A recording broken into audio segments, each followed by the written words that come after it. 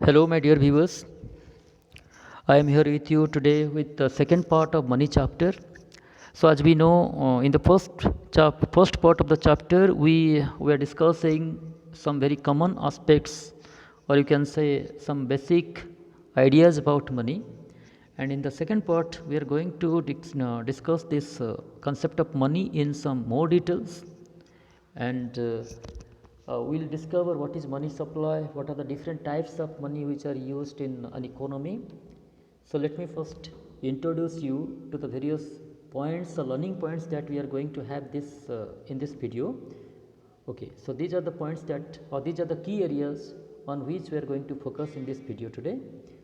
So first of all, we'll discuss what is fiat money, then we'll discuss what is fiduciary money, then we'll have a discussion on what is called high powered money, then what is legal tender money, and limited legal tender, unlimited legal tender. After that, we'll try to know what is called non legal tender money, then what are bank notes. After that, we will have discussion on near money, and in the last part of this video today, we will have a discussion on the measures of money supply which are adopted by an economy. So these are the key areas as I told you. So let us begin with what is fiat money. Okay. So as you can read over here, fiat money gets its value from a government order. So please focus on the words or the terms which are written in red letters. So government order, fiat means something which has been ordered by the government, means the government has declared it to be an official document, you can say, or you can call it what is it is a legal note, a legal document, legal paper which can be used by the people without any kind of doubt, without any kind of hesitation. So when the government declares something to be authentic, to be genuine, and the government is supporting that document with its power, then it becomes acceptable easily by the people. So fiat money gets its value from a government order. You have to understand that जब government एक चीज़ को order के साथ, government अपना order के साथ कोई note को, कोई कॉइन को कहता है कि ये 10 रुपये का कॉइन है या तो ये 20 रुपीज़ का नोट है, then it becomes what easily acceptable by the people.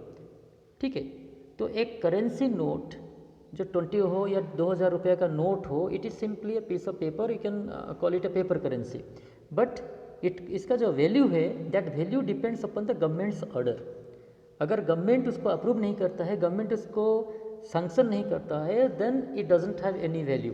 That's why fiat money वो मनी है जो कि गवर्नमेंट ऑर्डर के साथ आता है एंड जिसको हर एक आदमी, एक देश का हर एक आदमी, हर एक नागरिक जो है उसको एक्सेप्ट करना पड़ता है. Right.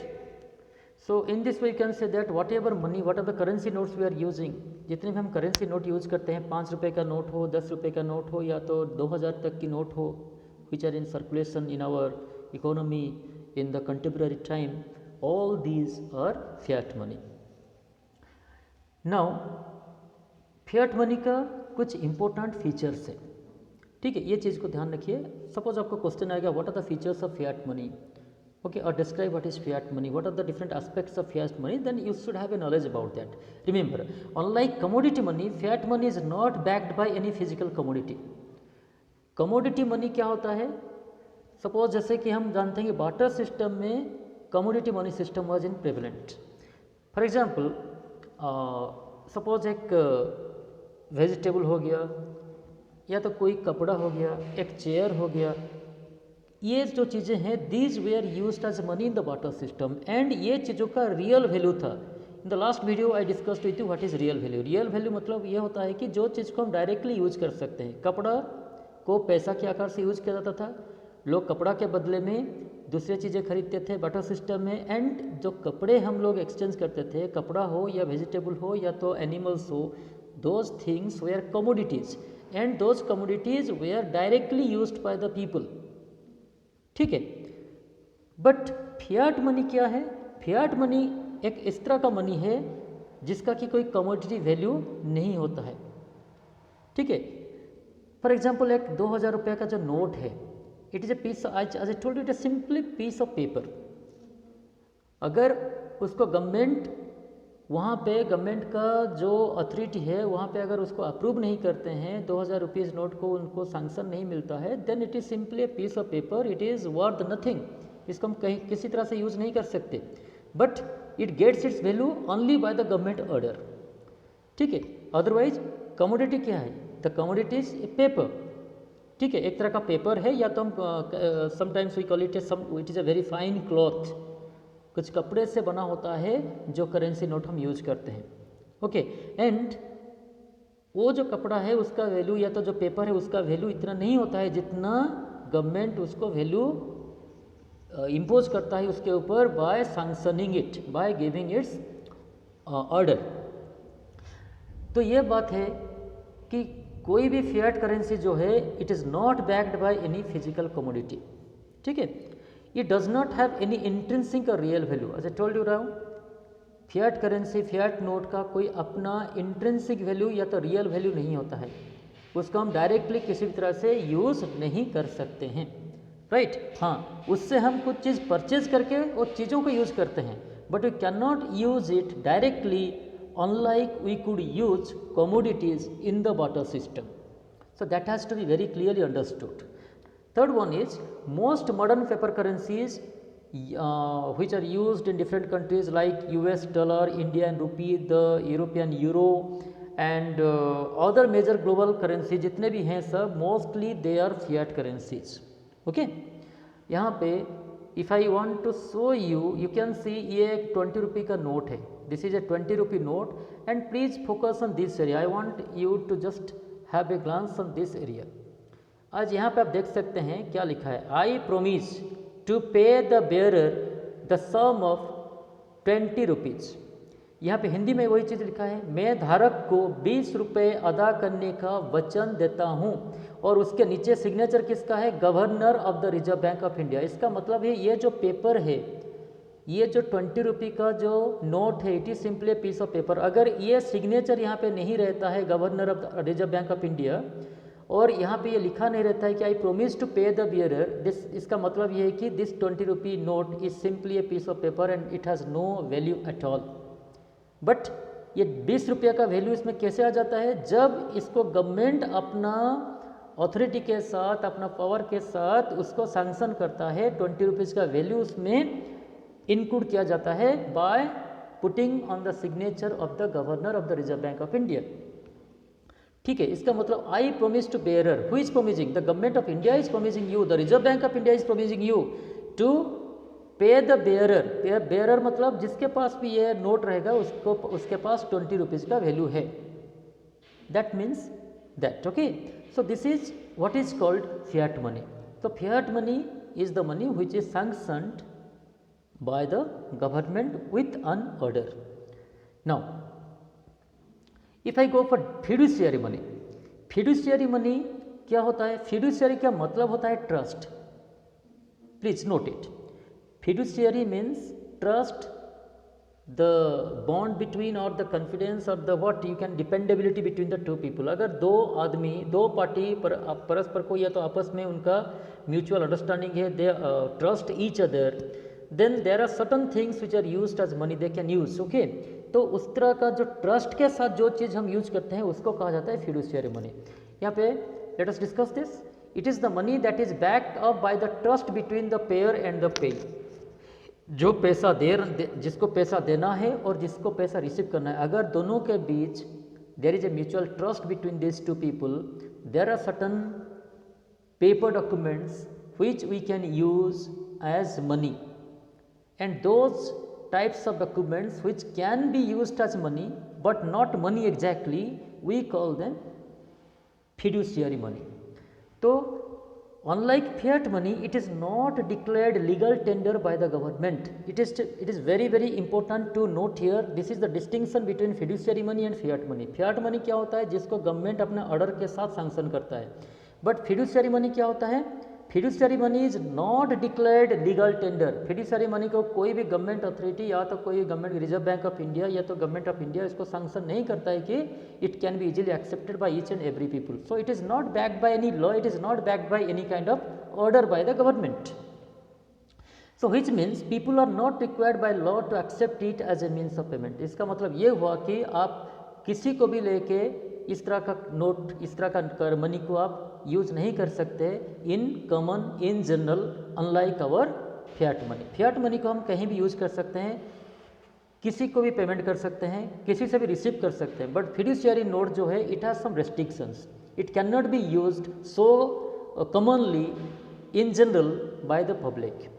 Now examples of fiat money, fiduciary money क्या क्या है? Cheques and demand drafts. ठीक है, तो चेक जो होता है, बैंक का जो चेक्स होता है, डिमांड ड्राफ्ट जो होता है, ये चीज़ों को, ये these are some mediums through which we can make payment and receive payment, but we can not force a person to accept a cheque unless the person trusts you, unless the person is ready to accept a check in place of cash or other forms of money। अगर एक आदमी को आप payment करना है आपको, और वो आदमी आपको नहीं जानता है, आप उनको बोलते हैं कि मेरे पास कैश नहीं है, मैं आपको चेक दे रहा हूँ, आप मेरा चेक रखिए और उसको बाद में बैंक से एनकैश कर लीजिए, and if the party is not ready to accept cheque, तो हम उसको कंपेल नहीं कर सकते, ज़बरदस्ती उसको चेक नहीं दे सकते, या तो उसके अगेंस्ट में कोई लीगल एक्शन भी नहीं ले सकते कि वो मेरा चेक एक्सेप्ट नहीं कर रहा है। ठीक है, तो ये डिपेंड करता है किसके ऊपर? ट्रस्ट के ऊपर। अगर जो पार्टी को आपको पेमेंट करना है, ही नोज यू, उसको, वो आपको जानता है और आपके ऊपर भरोसा करता है और आपका चेक को एक्सेप्ट करता है बदले कैश के, then we can call cheque is fiduciary note और फिड्यूशियरी मनी। ठीक है, तो ये है difference between fiat money and fiduciary money. Now what is high powered money? Okay, see, high powered money refers to that currency that has been issued by the government and Reserve Bank of India. Okay, this is also called the base, money base of an economy। इसको money base भी कहा जाता है। Remember, high powered money is also called the money base of an economy, and it is the money which has been issued by the government and the Reserve Bank of India। Government, हमारा देश का सरकार और हमारा देश का जो central bank है, रिजर्व बैंक ऑफ इंडिया, दोनों ने जितने भी करेंसी सैंक्शन किए हैं, okay, that is called high powered money. Now as you can see over here, the symbol H, H means high powered money, it is equal to total currency circulating in the public। हमारे public के बीच जितने भी currency अभी circulation में है, that is currency means currency that is physically held in the vaults of commercial banks। Total money circulating in the public, currency that is physically held in the vaults of the commercial banks। उसके बाद उसके साथ हम add करेंगे commercial banks का reserves in the central bank. तो यहाँ पे दो चीज़ों को हमको मार्क करना है। हमारे देश में हमारे लोगों के पास, पब्लिक के पास जितने भी करेंसी सर्कुलेशन में है, एंड बैंक का जो कमर्शियल बैंक्स है वहाँ पे कितने पैसा डिपॉजिटेड हैं, प्लस कमर्शियल बैंक्स का reserves in the central bank. When I will teaching you the commercial banks, then you can come to know कि every commercial bank has to, हम कमर्शियल बैंक में डिपॉजिट करते हैं। Commercial bank को क्या करना होता है? टोटल डिपॉजिट का एक पार्ट या तो एक पोर्शन हम बोल सकते हैं, उनको डिपॉजिट करना पड़ता है रिजर्व बैंक में। ठीक है, जो central bank of the country होता है। तो कमर्शियल बैंक का भी जितने भी डिपॉजिट हैं रिजर्व बैंक में, ओके, वो डिपॉजिट को भी हमको ऐड करना है किसके साथ? Money in circulation in the public. ये दोनों को जब हम ऐड करेंगे जो भी वैल्यू निकलेगा, that is known as the high powered money. I hope you understood it. Now let us move to what is called legal tender money. Legal tender, ये दोनों वर्ड को अगर आप समझ जाएंगे तो आपको पता लग जाएगा कि क्या होता है लीगल टेंडर। लीगल मतलब जो न्याय संगत है, जो लीगल है, जो जिसको हम legally we can prove it, legally we can approve it. And tender मतलब पेमेंट करना, देना या तो रिसीव करना, whatever you can call it. So legal tender money वो मनी होता है जो कि कंट्री का नेशनल करेंसी भी कहा जाता है। Legal tender is the national currency money और मनी ऑफ द लैंड। जैसे कि हमारे जो फियाट मनी हम बोलते हैं, okay, fiat money which are called fiat money, legal tender money is a part of that fiat money, you can call it, okay. So legal tender money में वही चीज़ होता है कि it is backed by the government order, so it can be legally accepted, legally paid in different kind of economic transactions. Then it is the money that has got legal sanction of the government, as I told you, government इसको sanction करता है, तो लोगों को इसको accept करने में या तो पेमेंट करने में कोई दिक्कत नहीं होती है। Next, it is issued by the monetary authority of the government. Legal tender money is issued by the monetary authority of the government. So who is the monetary authority of our country? It is the central bank of the country, that is the reserve bank of India. India का Reserve Bank is the issuing authority of all the currency notes, and legal tender money भी हमारे country में central bank issue करता है। Next is it includes the paper currency and coins of the country. ठीक है, legal tender money जो होता है ये include, which are included in it, इसमें कॉइन्स भी आएंगे और पेपर करेंसी भी आएंगे। जो कॉइन्स हम यूज करते हैं, 1 rupee coin, 2 rupee coins, then 5 rupee coins, 10 rupee coins, whatever coins we are using, plus whatever currency notes, paper notes we are using, all these are legal tender money, okay। क्योंकि आप ये currency को जहाँ भी payment करोगे कोई इसको deny नहीं करेगा, कोई मना नहीं कर सकता है, राइट। बट यहाँ पे क्वेश्चन है, लीगल टेंडर मनी जो है, मैंने तो कहा लीगल टेंडर मनी का मतलब ये होता है कि आप कहीं भी पेमेंट कर सकते हैं, किसी को भी पेमेंट कर सकते हैं और किसी से आप पेमेंट रिसीव भी कर सकते हैं, because it is a legal document, okay. But there is a division of legal tender money. Legal tender money का दो टाइप्स होते हैं। एक को कहा जाता है लिमिटेड लीगल टेंडर, इसको थोड़ा प्यार अच्छी तरह से समझिएगा। लिमिटेड लीगल टेंडर, इसका मतलब क्या है? लिमिटेड मतलब इस कुछ ऐसे करेंसीज हैं जो कि लीगल टेंडर है, हम इसको पेमेंट कर सकते हैं, पेमेंट रिसीव भी कर सकते हैं, but up to a certain limit, ठीक है। तो money which can be accepted only up to a certain maximum limit, हम उसको एक्सेप्ट करते हैं। उसके बाद एक आदमी मना कर सकता है कि नहीं मैं और एक्सेप्ट नहीं करूँगा, ठीक है। So it will be clear when I give you an example. So यहाँ पे देखिए, इंडिया में अभी जो है, as you can see, limited legal tender की अगर मैं बात करूं, तो अगर आप किसी को पेमेंट करना चाहते हैं 50 पैसे का कॉइन से, किसी आदमी को आपको 20 रुपया पेमेंट करना है और आप 50 पैसा का कॉइन उसको दे रहे हैं। 20 रुपये के लिए आपको कितना 50 पैसा देना पड़ेगा? ऑब्वियसली 10 50 पैसा होगा तो 5 रुपया होगा, 20 50 पैसा कॉइन होगा तो कितना होगा?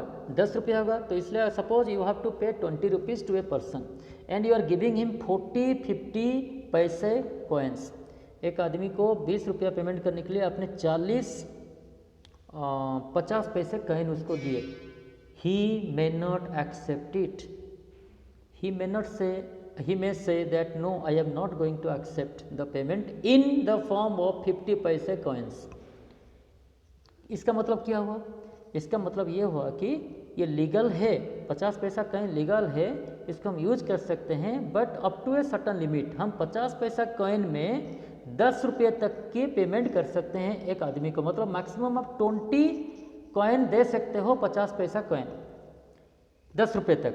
और उसके बाद जो 10 रुपया हो उसको आप 1 रुपये में दे सकते हो, 2 रुपया का कॉइन दे सकते हो, या तो फिर करेंसी नोट भी दे सकते हो। बट पूरा 20 रुपीज़ का पेमेंट आप अगर कर रहे हो 50 पैसे के कॉइन्स में, एक आदमी मना कर सकता है, ये जरूर नहीं को मना करेगा, ही मे एक्सेप्ट इट। अगर वो मना करता है कि नहीं मैं एक्सेप्ट नहीं करूँगा, then we can not do anything, we have to change the form of payment और we have to give him notes और currency coins of different denominations. तो यहाँ पे क्या हो जाता है, 50 पैसा कॉइन जो है लीगल तो है, बट लिमिटेड लीगल टेंडर बन जाता है। कहाँ तक? 10 रुपये तक हम 50 पैसा कॉइन में पेमेंट कर सकते हैं। उसके बाद it is not it may not be acceptable by a party to accept the payment. Now उसी तरह से अगर हम 1000 तक की बात करेंगे, सपोज दूसरे जो कॉइन्स हमारे पास अभी सर्कुलेशन में, जैसे कि वह 1 रुपये का कॉइन है, 5 रुपये का कॉइन है, 2 रुपये का कॉइन है, 10 रुपये का कॉइन है, तो 1 रुपये से लेकर 10 रुपये का जो कॉइन है सबको मिला के हम 1000 रुपया तक हम पेमेंट कर सकते हैं। इसका अर्थ क्या हुआ, let me explain to you. आपको इसको ऐसे समझिए कि आपको एक पार्टी को सपोज 1000 रुपया पेमेंट करना है, you want to make a payment of 1000 rupees to a party. So आपने क्या किया, 10 रुपये का कॉइन दिए, तो 110 रुपया का कॉइन, अगर 100 कॉइन आप दे देते हो एक आदमी को, तो आपका कितना हो जाता है, 1000 रुपया आपका पेमेंट हो गया। देन दिस पार्टी में एक्सेप्ट इट, ठीक है, क्योंकि 10 रुपया कॉइन से हम मैक्सिमम 1000 तक पेमेंट कर सकते हैं। That means you can give 110 rupee coins to a party in maximum. उसी तरह से अगर मैं बात करूं, सपोज यस, अगर आपके पास सपोज 2 रुपये का कॉइन है, तो मैक्सिमम आप कितना दे सकते हैं, 1000 के लिए यू हैव टू पे, 2 रुपये का अगर कॉइन है तो 500 कॉइन्स अगर आप देते हो तो कितना हो जाता है, 5 × 2 10, और ये रहा 2 0। तो इसका मतलब है 2 रुपये का कॉइन में आप 1000 तक पेमेंट कर सकते हो। That means you can maximum give 500 coins to a party. उसके बाद अगर आप दे रहे हो और वो मना कर रहा है मैं एक्सेप्ट नहीं करूँगा, देन ये हमारे लिए लिमिटेड लीगल टेंडर बन जाता है। आई hope you understand me. Suppose एक पार्टी को आपको 2000 रुपये का पेमेंट करना है, एंड आप बोल रहे हो कि मैं पूरा 10 रुपये का कॉइन दूंगा आपको। 10 रुपये का कॉइन मतलब 10 × 200 कॉइन आप देना चाहते हो पार्टी को, मगर मैंने क्या कहा, 10 रुपया में हम मैक्सिमम 1000 रुपया तक पेमेंट कर सकते हैं। मतलब you can give maximum 100 coins to make payment to a party. तो 1000 रुपया तक आपने पेमेंट किया तो वो एक्सेप्ट करेगा। सपोज आप बोल रहे हो कि मैं 10 रुपया का मेरे पास कॉइन है और 200 कॉइन है, मुझे आपको 2000 रुपया पेमेंट करना है, तो मेरे पास नोट्स नहीं है, मैं आपको 210 रुपये का कॉइन दे रहा हूँ, आप एक्सेप्ट कीजिए। यहाँ पे क्या होगा, अगर वो एक्सेप्ट कर लेता है तो इट्स ओके, कोई प्रॉब्लम नहीं है। बट उसके पास ऑप्शन है, वो मना भी कर सकता है। अगर वो मना करता है कि नहीं मैं 1000 से ज़्यादा 10 रुपये का कॉइन एक्सेप्ट नहीं करूँगा, देन ये सिचुएशन में 10 रुपये का जो कॉइन है वो बन जाता है लिमिटेड लीगल टेंडर, क्योंकि उसके बाद 1000 से ज़्यादा रुपया हम पेमेंट नहीं कर सकते हैं in the form of 10 rupee coins. ये अप्लाइड होता है 5 रुपी कॉइन के ऊपर भी, 2 रुपये का कॉइन के ऊपर भी, 1 रुपये का कॉइन के ऊपर भी। तो ये जितने भी 1 से लेके 10 रुपये तक के जितने भी कॉइन है, ये सबको यूज करके हम we can make payment maximum up to 1000 rupees. Beyond that a party में से no to accept the payment. I hope you got it. तो इसको कहा जाता है लिमिटेड लीगल टेंडर। ओके, तभी हम बात करेंगे तो अनलिमिटेड लीगल टेंडर क्या है फिर। चलिए, now see what is unlimited legal tender. Unlimited legal tender money that can be paid to any person और any party in the discharge of a डेब्ट और any other kind of economic activity. ठीक है, जो पैसा से हम किसी भी अमाउंट का पेमेंट कर सकते हैं, there is no limit. Okay, जो कॉइन्स या करेंसी नोट से हम कोई भी अमाउंट तक हम पेमेंट कर सकते हैं, that is called unlimited legal tender. So currency notes are unlimited legal tender and can be offered as payment for dues of any size. देखिए हमारे पास जो भी नोट्स हम अभी यूज़ करते हैं, 5 रुपी, 10 रुपी, 50 रुपी, 20 रुपी, 100 रुपी, 2000 रुपी, जितने भी अभी हम करेंसी नोट्स यूज़ करते हैं, we can use those notes to make a payment up to any amount. हम लाखों का भी पेमेंट कर सकते हैं, करोड़ों का भी पेमेंट कर सकते हैं in the form of the currency notes, and a person can not deny to accept the payment. अभी उनके पास ऑप्शन नहीं रहेगा मना करने का। हाँ, जब हम कॉइन देते हैं तब वो मना कर सकता है, ठीक है, beyond a certain limit. But paper notes में इंडिया में जो प्रोविजन है as per the rule of the RBI, a person can not say no to accept a payment. अगर आप 5 रुपये का नोट एक आदमी को देते हो 2 लाख रुपये का, 2 लाख रुपया पेमेंट करने के लिए आपने 5 रुपये का नोट के आकार से आपने 2 लाख रुपया पेमेंट किया, एक पार्टी मना नहीं कर सकता है। वो नहीं कर सकता कि नहीं मुझे 5 रुपया नोट नहीं चाहिए, मुझे 2000 का नोट दो। He cannot say like that. अगर वो रिजिड होता है then we have the option we can go to the court, we can take action against him legally. ठीक है, तो ये होता है अनलिमिटेड लीगल टेंडर नोट। तो अनलिमिटेड लीगल टेंडर में हमारे पास क्या क्या है, let us just pay an attention to it. तो हमारे पास जो है देखिए, okay I think yes right, sorry, then we have to understand what is non legal tender money। non legal tender money क्या क्या है, we have to understand that।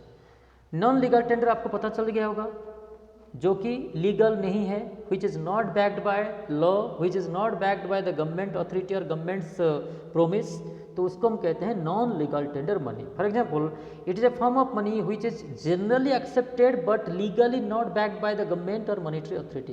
B very clear, ये जनरली लोग एक्सेप्ट कर लेते हैं in general, but it is not backed by the government order, it is not backed by the government's authority और monetary authority. For example, ये जो है cheques हैं, बैंक ड्राफ्ट है, बिल्स ऑफ एक्सचेंज है, which are also known as fiduciary money, जिसको हम फिडुशियरी note कहते हैं, फिडुशियरी करेंसी कहते हैं। Mostly these are the non legal tender money. ठीक है, हम कोई आदमी को फोर्स नहीं कर सकते हैं पेमेंट करने के लिए चेक में या ड्राफ्ट में। ये डिपेंड करता है आप दोनों के बीच अंडरस्टैंडिंग क्या है, आप दोनों के बीच रिलेशनशिप क्या है, आप दोनों के बीच ट्रस्ट है कि नहीं है। ठीक है, तो there is an option with the party may accept the payment, the party may reject the payment. ठीक है, तो that is why it is called optional money. इसको ऑप्शनल मनी भी कहा जाता है। कौन सा है ऑप्शनल मनी? चेक हो गया, ड्राफ्ट हो गया, एक बिल्स ऑफ एक्सचेंज हो गए, ये चीज़ों से हम पेमेंट तो कर सकते हैं, बट ये डिपेंड करता है कि जो पार्टी को आप पेमेंट कर रहे हो वो पार्टी आपको भरोसा करता है कि नहीं करता है, वो आपका पेमेंट को in the form of cheque and draft में एक्सेप्ट करने के लिए रेडी है कि नहीं है। Okay, now let us have a note on what are bank notes. So it's very simple, the currency notes issued by the Reserve Bank of India are called bank notes। जो notes को, जो currency notes को reserve bank of India issue करता है उसी को ही कहा जाता है बैंक नोट्स। तो in present time we can see the 5 rupee, 10 rupee, 20 rupee, 50 rupee, 100 rupee, 500 rupee and 2000 rupee notes। The notes of these denominations are bank notes in circulation at present, right? तो ये notes में आपको मिलेगा, क्या मिलेगा? मैं जैसे पहले दिखाया था 20 रुपी नोट में आपको नीचे रिजर्व बैंक ऑफ इंडिया का गवर्नर का सिग्नेचर मिलेगा। That means it is issued by the reserve bank of India. जो 1 रुपी नोट था पहले हम यूज करते थे 1 रुपी नोट, तो वो जो है reserve bank of India does not issue that, it is issued by the finance secretary of the government. ठीक है, तो ये है bank notes. Now what is near money और क्वासी मनी? देखिए, नियर मनी वो मनी होता है जिसको हम मनी के आकार से यूज करते हैं, we can use it as money but it is not as liquid as cash. Now you may ask me what is the meaning of liquidity? Liquid का मतलब है जो चीज़ को हम जितना जल्दी यूज कर सकते हैं in the what settlement of a डेप्ट। कोई भी ट्रांजैक्शन हुआ, कोई भी काम हुआ, कोई बिजनेस एक्टिविटी हुआ, उसमें हम कुछ पेमेंट करना चाहते हैं, पेमेंट रिसीव करना चाहते हैं, तो जो कैश होता है, cash is easily acceptable, we can easily make a payment with the form of cash. तो कैश जो है वो हाईली लिक्विड होता है, the highest liquidity is with the cash. But cash के बाद कुछ ऐसे चीज़ें हैं जिसको हम यूज कर सकते हैं in the form of money, but they are not so easily accessible और we can not use it as easily as cash. So it consists of highly liquid assets which are not cash but can easily be converted into cash. तो जो कि cash form में नहीं होता है but हम चाहें तो उसको हम कैश में कन्वर्ट करके यूज कर सकते हैं। फॉर एग्जाम्पल सेविंग सर्टिफिकेट्स, जो सेविंग्स हम करते हैं उसका जो सर्टिफिकेट हमको मिलता है, we can use the saving certificate for settlement of डेप्ट। Okay, then bank time deposits. Time deposit मतलब होता है जो फिक्स डिपॉजिट होता है, that also can be converted into cash. अगर हम चाहते हैं तो उसको भी हम कन्वर्ट कर सकते हैं कैश में, हम उसको वहाँ से पैसा विड्रॉ कर सकते हैं। Then government treasury bills, bonds and foreign currencies, ये जो चीज़ें हैं अगर ये आपके पास है तो जब ज़रूरत पड़ेगा आप उसको यूज कर सकते हैं to convert it into cash form and to use it for any kind of economic transaction. So these are called near money. ये नियर मनी क्यों है?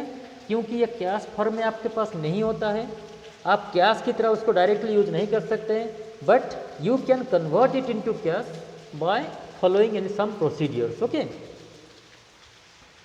so now we are coming to the last part of the video or the class, that is called money supply. So what is money supply? देखिए बहुत सारे students का mind में ये रहता है कि मनी सप्लाई जो होता है वो एक फ्लो कंसेप्ट है। आपको पता होगा flow concept and stock concept. Flow concept वो होता है जो कि कंटिन्यूसली चलता रहता है। ओके, तो something which is what it is in practice, it is continuous in nature, it goes on with time, so this is called flow concept. But stock concept क्या होता है? which takes place at a particular point of time. so money supply जो होता है, जो supply word को देख के हम लोग कंफ्यूज हो जाते हैं कि सप्लाई मीन्स वो कंटिन्यूस होगा तो money supply means it is a flow concept. तो एग्जाम में क्वेश्चन आता है money supply is flow concept और stock concept. So don't make any mistake. Remember, money supply is a stock concept because money supply refers to the stock of money. Stock of money, money का मतलब क्या होता है? Paper, notes, coins and demand deposits. We'll be discussing what are demand deposits in commercial banks. तो paper notes, coins and demand deposit, ये तीनों को मिला के जितना भी money in circulation in an economy at a particular point of time, जितने भी पैसा एक इकोनॉमी में सर्कुलेशन में है at a particular point of time, तो पैसा कहाँ कहाँ पे है? पैसा या तो लोगों के पास होगा इन the form of cash, note and coins हमारे पास हैं, कुछ पैसा हमने बैंक में डिपॉजिट करके रखते हैं जो कि डिमांड डिपॉजिट फॉर्म में रहता है। तो बैंक्स में जो पैसा है in the form of demand deposit plus हमारे पास जो पैसा अभी सर्कुलेशन में है that is with me suppose, वो दोनों का जब हम ऐड करते हैं that becomes the total money supply in the economy at a particular point of time. ठीक है, now briefly money supply is the stock of money. Remember, it is the stock of money in circulation on a specific date. एक particular date में total money in circulation is called money. Okay, now components of money supply. अगर आपको question में कभी components of money supply आता है तो please students don't forget to mention these two things. One, currency that is paper notes and coins in circulation in the public, आपको लिखना पड़ेगा, plus demand deposits of the commercial banks. ये दोनों होता है components of money supply. Okay, currency and coins in circulation in the public. Second one is demand deposits of the commercial banks. हम जो पैसा कमर्शियल बैंक में demand deposit के form में रखे हैं। Now money held by its users and not producers. Remember, money held by its users, जो पैसा को यूज करते हैं, जो पैसा को प्रोड्यूस करता है, कौन प्रोड्यूस करता है? The reserve bank of India is the issuing authority. ठीक है, तो यहाँ पे हम रिजर्व बैंक ऑफ इंडिया में कितना पैसा है that is not a part of the money supply of the economy. कितना पैसा लोगों के पास है, बैंक के पास है in the form of demand deposit, उसको हम मनी सप्लाई में काउंट करते हैं। Okay, next very important point is that the stock of money held by government and the banking systems are not included in because their suppliers are producers of money and cash balances held by them are not in actual circulation। तो please बच्चे ये आप इस तरह सबको समझना है कि मनी सप्लाई वो मनी होता है जो कि कंटिन्यूसली यूज़ में होता है इन एन इकोनॉमी। जो पैसा हम डिपॉजिट कर दिए हैं 10 साल के बाद उसको निकालेंगे that is not a part of the money supply the economy at present. ठीक है, जो पैसा इन सर्कुलेशन में है, जो ट्रांजैक्शन में है, that is called the money supply the economy. So यहाँ पे the stock of money held by the government and the banking system are not included. तो गवर्नमेंट के पास अगर कुछ पैसा है उसने इशू नहीं किया है, या तो बैंकिंग सिस्टम पे पास जो पैसा है which is not in circulation, not in public use, those are not parts of the money supply of the economy. Now money supply का अर्थ क्या है इस तरह से हम समझेंगे। So you can see money supply, इसका मीनिंग क्या है, total stock of money that is paper money, coins and demand deposits with banks in circulation which is held by the public at a particular point of time। मैं बार बार stress दे रहा हूँ ये word पे, public. Public के पास, public का अर्थ ये नहीं कि ओनली इंडिविजुअल्स और only the human beings. Public का अर्थ ये होता है कि कोई कंपनी हो सकता है, कोई इंस्टीट्यूशन हो सकता है, कोई बैंक, कोई इंडस्ट्री हो सकता है। तो इंडस्ट्री हो, एक आदमी हो, हाउस होल्ड हो, जो भी हो, अगर वो सब इंस्टीट्यूशंस ने या तो कोई इंडिविजुअल अपना कुछ पैसा बैंक में रखा है डिमांड डिपॉजिट के फॉर्म में, वो भी काउंट होता है मनी सप्लाई का कंपोनेंट्स में। देन कंपोनेंट्स क्या क्या है, कंपोनेंट्स में आ गया currency that is paper notes and coins, second आ गया demand deposits of commercial banks, these are the components of money supply. Now money held by its users and not producers is spendable form at a point of time is termed as money supply। तो ये मैं बात आपको already बोल चुका हूँ कि जो हम सर्कुलेशन में जो पैसा हमारे पास है in the economy that is known as the money supply of the economy. And the last part of the topic is about measures of money supply. तो measures of money supply, there are 4 measures in India. Reserve bank of India uses 4 alternative measures of money supply. Money supply को calculation करने के लिए या तो उसको estimate करने के लिए हमारे पास 4 मेजर्स हैं, M1, M2, M3 and M4। M1 क्या क्या है, M1 is a type of money supply और मेजर ऑफ मनी सप्लाई जिसमें हम कौन कौन सा चीज़ को काउंट करते हैं, which form of money are calculated in it. 1 C means currency और पेपर कॉइन्स और notes which are held by the public. लोगों के पास कितना पैसा है उसको हम काउंट करेंगे। Plus D means demand deposits in the banks, bank के पास कितना डिमांड डिपॉजिट्स है वो भी काउंट होगा। Plus OD other deposits in the reserve bank of India. Reserve bank of India में जो भी अदर डिपॉजिट्स होते हैं that is also a part of the money supply, measure of money supply M1। Next is ये other deposits with the reserve bank क्या है, ये आपके मन में क्वेश्चन आता होगा। सो ये रहा, it includes demand deposits of public financial institutions, demand deposits of foreign central banks and international financial institutions like the IMF and the world bank. So I hope you understand it. तो कुछ public financial institutions होते हैं, कुछ foreign banks भी होते हैं, international financial institutions भी होते हैं जैसे IMF एंड वर्ल्ड बैंक। ये जो इंस्टीट्यूशंस हैं ये भी अपना पैसा हमारे सेंट्रल बैंक में रखते हैं in the form of demand deposits for day to day transactions and कुछ यूज के लिए। बट ये पैसा को हम मनी सप्लाई में जो है general components of money supply में हम इसको काउंट नहीं करते हैं। But when we talk of measures of money supply वहाँ पे other deposits with the reserve bank of India that is also taken into account. Okay, coming to what is M2। M2 है M1 में जो जो हमने component लिया वो रहेगा, प्लस उसके साथ ऐड हो जाएगा saving deposits with post office saving bank. Public क्या करता है, पोस्ट ऑफिस में भी हम लोग कुछ सेविंग करते हैं, ठीक है। पोस्ट ऑफिस में हम लोग रिकरिंग डिपॉजिट खोलते हैं या तो सेविंग डिपॉजिट खोलते हैं। जो भी डिपॉजिट हम खोलते हैं सेविंग्स डिपॉजिट कहाँ पे, पोस्ट ऑफिस में, अगर वो डिपॉजिट को हम ऐड कर लेंगे M1 के साथ तो वो बन जाएगा मेजर 2 और मनी सप्लाई 2 M2। M3 क्या होता है, M3 इज M1। प्लीज़ यहाँ पे ध्यान रखिएगा, यहाँ पे गलती से भी M2 प्लस मत कर दीजिएगा। M3 में क्या क्या आता है, M1 का जो कंपोनेंट है C plus OD plus DD तीनों रहेगा, plus net time deposits of the commercial banks. Commercial banks में जो टाइम डिपॉजिट हम करते हैं, टाइम डिपॉजिट का मतलब होता है फिक्स डिपॉजिट, जो कि हम generally we make it for long term, 5 साल के लिए, 7 साल के लिए, ये 15 साल के लिए हम डिपॉजिट करते हैं जो पैसा को। उस तरह का जो डिपॉजिट हम नेट टाइम डिपॉजिट होता है वो अगर हम ऐड करते हैं, उसका वैल्यू को ऐड करते हैं M1 के वैल्यू के साथ, that becomes measure 3 money supply. At last what is M4?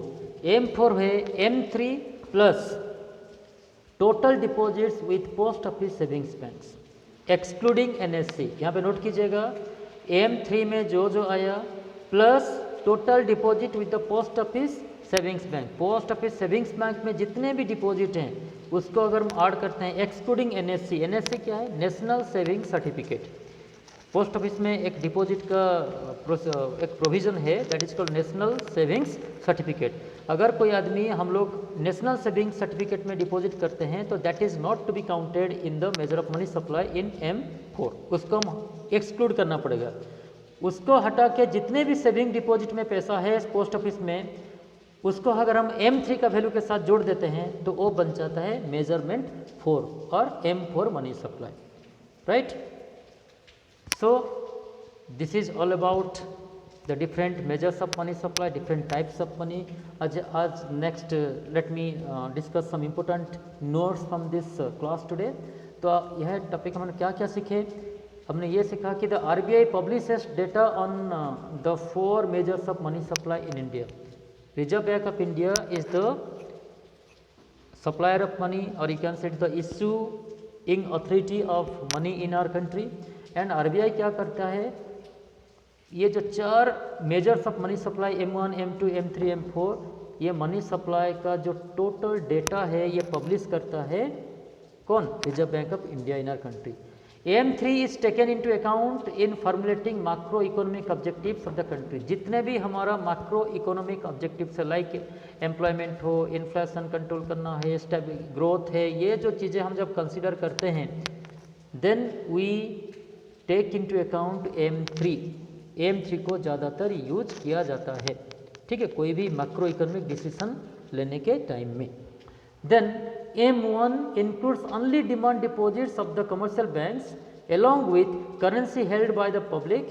It overlooks the importance of time deposits in policy making. तो M1 में as you know M1 money supply में we don't count the time deposits with the commercial bank. हम खाली demand deposit की बात यहाँ पे करते हैं. It is not the estimate of the increase in M3 that the effects of money supply on price and growth of the national income are estimated. Okay, next is M1 and M2 may be treated as measures of narrow money. M1 M2 को narrow money supply कहा जाता है, narrow measures of narrow money supply कहा जाता है. whereas M3 and M4 are known as broad money supply measures. ये भी exam में कभी कभी आता है whether M1 is narrow money supply measure or broad money supply measure. So you have to understand कि M1 M2 जो है ये नैरो मनी है. नैरो मनी का कहने का अर्थ ये है कि बहुत सारा पैसा जो कि अदर फर्म से रहता है, अदर डिपॉजिट्स में रहता है, these are not calculated, these are not counted in M1 and M2. But M3 M4 में क्या होता है? We calculate a major portion of the money in the stock of the economy. Economy में जो पैसा डिफरेंट फर्म्स में है, deposit firm में हो या तो सेविंग्स बैंक में हो, पोस्ट ऑफिस सेविंग्स बैंक में हो या तो लोगों के पास हो, सबको हम generally major part of the money is calculated in M3 and M4. That's why this is known as broad money supply measures. Okay, so that's all. Hope you got some idea about it and it is going to be helpful for you for the examination. And in the coming video we'll have a discussion on the commercial banks, its functions and other related features. Till then, take care, have a nice day. Thank you.